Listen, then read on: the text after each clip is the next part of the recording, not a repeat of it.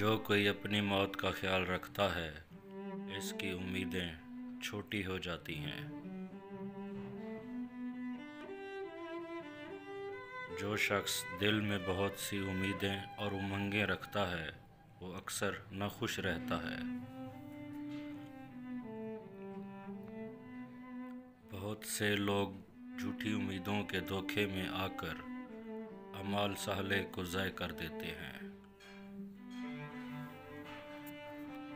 اپنی امیدوں کو چھوٹا کرو کیونکہ تیری موت ہے تو نزدیک۔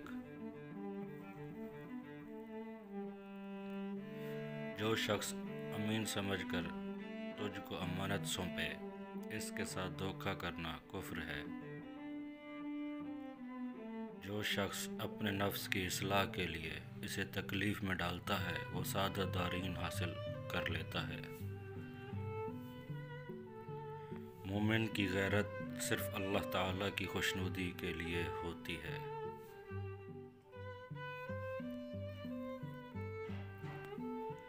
سب سے زیادہ غنی وہ شخص ہے جو اللہ تعالیٰ کی تقسیم پر راضی ہے۔ جوانوں کو بڑھاپے کا، تندرست کو بیمار کے آنے کا منتظر رہنا چاہیے۔